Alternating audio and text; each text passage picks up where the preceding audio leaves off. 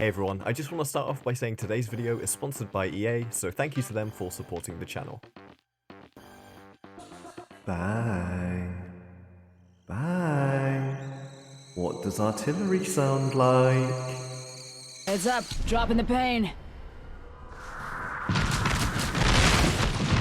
Artillery sounds like...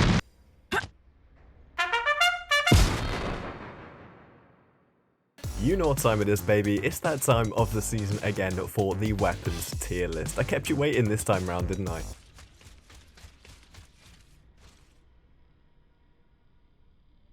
I've got a weapons tier list here. Season 10. Hold on.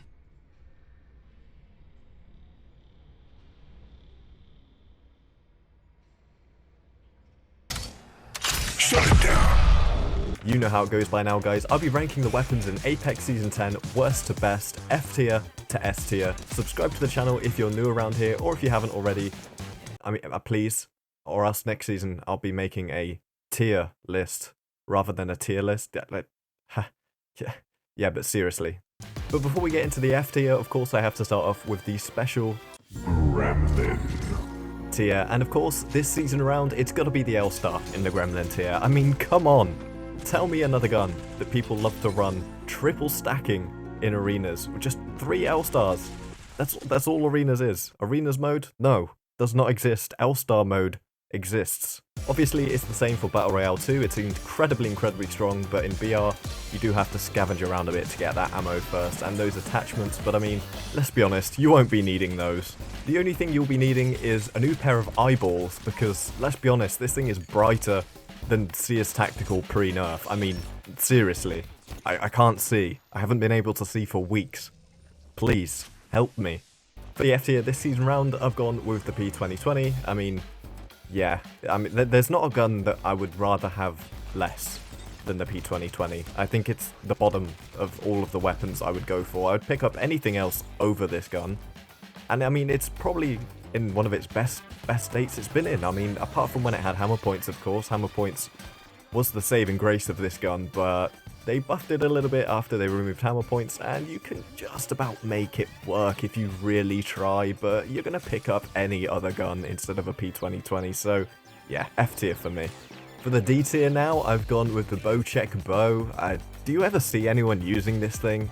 It's a fun little gimmick if you find it. You can ping a few arrows at people. Oh, look at me, I'm Robin Hood. Nah, man. It's not that good. It's not anything close to what it was on the launch, and of course that's a good thing because it was ridiculously broken at launch. But now, yeah, no one touches that thing anymore. So does it need a buff? Does it need a nerf? I don't know. Maybe. And just next to the Bocek bow, I've gone with the Mozambique, and I'm sorry because I know it can slap now, especially when you get that shotgun bolt, but you're just not going to drop any guns for a Mozambique. Like, let's be honest, apart from a P20 or a Bocek, like, what gun are you going to be dropping for a Mozambique? I mean, you're just not. Let's be real, you're not. You're not dropping any guns for a beak. If Arenas has taught me one thing, it's that the Mozambique is miles ahead of the P2020. But that's about it. I still wouldn't pick it over anything else. Case closed. Apparently we just love talking about pistols on this channel, because right at the bottom of the C tier, we've gone with the RE45. Now, it's C tier, so I mean, that's okay. Anything from here up it's okay. C tier is like right in the middle, where it's like it's kind of usable, it's kind of not usable. It's just, it really depends on how your game's going. But the RE45, it's okay, it gets the job done. It's not terrible, but you don't really want to be holding on to it for too long, and honestly, I can't ever see it being buffed again. I mean, long gone are the days of Disruptor RE45. That was the prime of the RE, but for now, it's just in that middle ground, where it belongs, let's be real. Second from bottom, I've gone with the Sentinel, a gun which is so much fun to use in Apex. I love flying around as Pathfinder, quick-scoping and no-scoping people with the Sentinel. It feels absolutely amazing. But you do have to put a lot of effort in to make this thing work. And as much as I love the Sentinel and I love the way it feels, I love the way it plays, With the way that Apex flows as a game and how fast paced it is, having a bolt action sniper rifle that only deals 70 damage, which is still a lot of damage, it's still not enough though for me, because people, they're very aggressive in Apex, and if you're not at the long ranges where they're not going to be able to push you fast, as soon as people realize you have a Sentinel, they're going to close that gap and make life very, very difficult for you. So while I love the Sentinel and I have so much fun with it, I can't put it any higher than C tier. Following up, we have the 30-30 repeater, a gun which I honestly despise, but you have to respect it for being somewhat better than it was on launch at least. I mean, now they've increased the bullet velocity, you can make it work a lot easier, and with shatter caps, I mean, hey, you can have a good time with it sometimes. That being said, for the majority of the time, it feels like an absolute chore to make this thing actually hit the target. Still, even after its buff, I feel like it's incredibly hard to hit your shots with this thing. So, for me, C tier is where it belongs. Next up on the list is the Devotion, a gun which hasn't seen any changes this season. It still holds a lot of firepower when you spin it up, but it does take a long time to spin up. And sometimes, undeniably, that is going to cost you some fights. Now, when you have a turbocharger, obviously, this is a different story altogether. But let's be honest, you don't want to have to find a gold hop-up in order to make a weapon good. You want to be able to pick it up and destroy people off the bat, and especially when the turbocharger just seems to be super rare on some maps now. Like, I never see this thing. Yeah, Devotion, C tier unfortunately. And at the very top of the C tier, on the borderline of B tier, I've gone for the Hemlock. I mean, it's a gun that when it hits, but is it just me, or does this thing just rarely hit? The iron sights are grim, they're just not nice at all, let's be real here. And really, it's not a gun I ever pick up by choice. It's only a gun that I'll land on, I'll use until I find something else, and instantly get it out of my inventory. Bamboozling its way up into the B tier, we have the G7 Scout. Now this gun is a gun that is just the standard gun in Apex. I mean, it was overpowered at one point a few seasons ago, but it's been toned down since. There's no hop up for it anymore, and it is just, it's good, but it's not great. It's a gun that at close range, you're spraying, you're hoping, you're praying to the Lord that you're going to hit some shots, but at long range, yeah, you can really put down some good firepower. It's a dominating mid to long range rifle, and now that you have to put a sniper stock on it, it feels that way again. It doesn't just feel like this weirdly misplaced weapon anymore. It is its own unique weapon now. It is a marksman rifle, and for me, it is the standard for marksman rifles. After that, I've gone with the Havoc, a gun which also has a spin-up time, but there's just something about the Havoc which makes it feel a little bit more usable. I don't know if it's those iron sights, I don't know if it's that nice hip-fire spread that it's got, but it just, even though it has a spin-up time, and of course it obviously gets better with the turbocharger, there's just something about the Havoc I much prefer to the Devotion. I can't quite put my finger on it, but I know a lot of people feel the same way.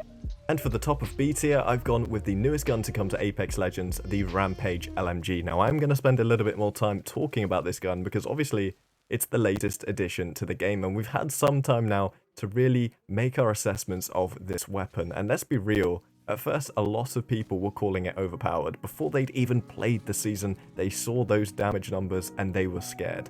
And they were right to be scared. It is a scary gun. When you get it at its optimum range, you can really lay down some solid firepower, and if people can't get out of the way, then they're gonna take a lot of damage. But at close range, like I predicted, this gun, it's real stinky if it's not charged. Trust me, you do not want to be hip firing with this thing, and you do not want to be trying to strafe with this thing.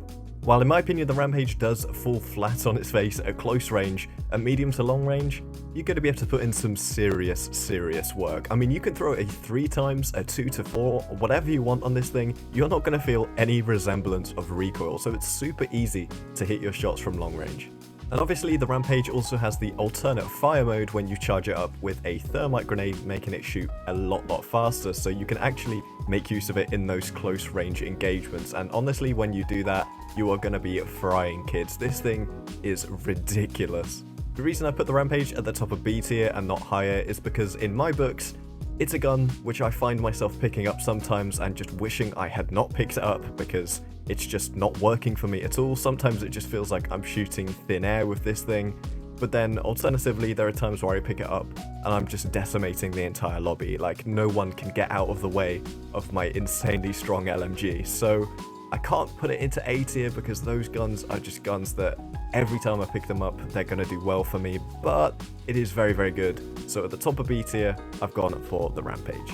Up into the A tier now, the second highest tier on the list, and forgive me for being short with some of the explanations for these guns because there's a lot of weapons in the A tier, and at the bottom of the A tier I've gone with the charge rifle. For me, one of the best sniper rifles in the game simply because of its hit scan mechanics. Super easy to land those big damage shots with this thing, and when you hit a big 90 damage, so you're going to be dealing out a lot of damage with this, especially with how easy it is to land those shots. The only downside with the charge rifle is, of course, the way that it consumes ammo means you're going to be chomping through the sniper ammo very, very quickly.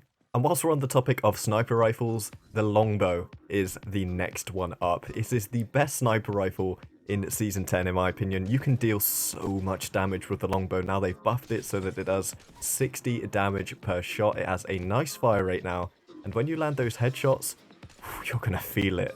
Easily 100 damage per headshot now you're going to be landing, and it just feels great to use. You're going to two-tap people fairly often when you're landing those headshots, and it's just a really enjoyable gun to use now. The Longbow is, for me, the best sniper rifle in Apex, and I know this opinion changes every season, but hopefully next it's just going to stay the same because the Longbow is super fun.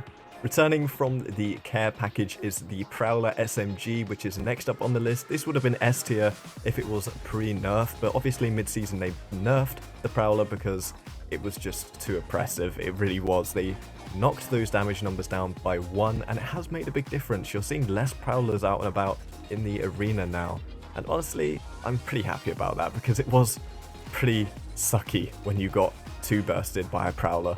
That said, it is still extremely viable and very easy to use, and it does still deal a decent amount of damage, so don't sleep on the Prowler. It is still up there in the top echelon of weapons this season. It's just not what it was at the start of the season. And following up from the Prowler, we have its heavy ammo brethren, the Flatline. Old, reliable, A tier again, obviously super strong. Not easy to control, but once you've got the hang of that recoil, you're going to be decimating kids from all sorts of ranges. A very trustworthy gun and a solid A tier pick. The R99 follows in closely next because it is a gun that has been solid since launch, but takes a lot of skill to get the most out of. I'll be honest, before doing this review, I hadn't used the R9 in a long time because I'm personally a much bigger fan of other weapons in the game. That doesn't mean I don't like the R99, I very much understand how good of a gun it is, but it takes time to master, and coming back to this gun, it took me a few games to really get into the swing of using it again. But once I had done, I was getting a lot from it. It is an extremely fun gun to use once you've got the hang of the ranges at which you should be using it. The only reason that it's not in the S tier is because the S tier option is just easier to use, like by a country mile, but it is still an extremely good gun. The R9, very, very good. Thank you, thank you. I've gone with the Peacekeeper up next, a gun that never fails to hit for extremely low damage when you need it to hit the most. It's fairly inconsistent, but that's only because you need to be extremely accurate to get the most out of this gun. But when you're getting the most out of it, the enemies are gonna know about it. It hits so hard. The amount of times I've walked around a corner this season has just been slapped in the face with 100 damage. That's the PK for you. No other shotgun does that. In my opinion though, the other shotgun options are just a lot easier to use, a lot more accessible for all players. So while I absolutely adore the PK, it stays in A tier below the other shotguns. And the other shotguns include the top of A tier, the Mastiff. It's such a tight comparison comparing the PK and the Mastiff because they're so similar in a lot of ways but so different in many other ways as well. Mastiff though, it just feels easier to land those higher damage shots with than the PK.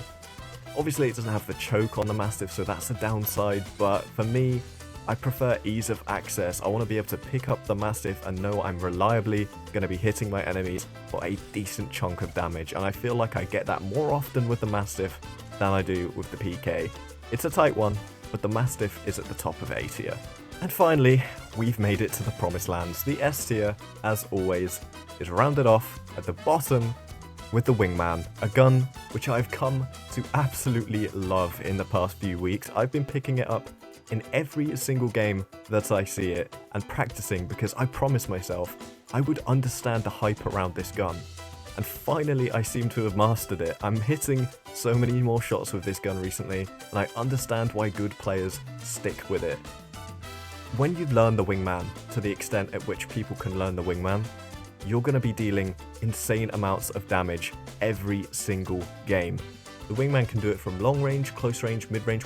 It does everything you need it to, and with the addition of the new hop up into the game, it's an absolute joy to use when you have that boosted loader and you're in a fight, you're in a close range 1v1, and you get that quick reload to get the advantage on your opponent. And then if the third party comes, it doesn't matter. You have a super big magazine to fight them off too. I mean, it's a great hop up.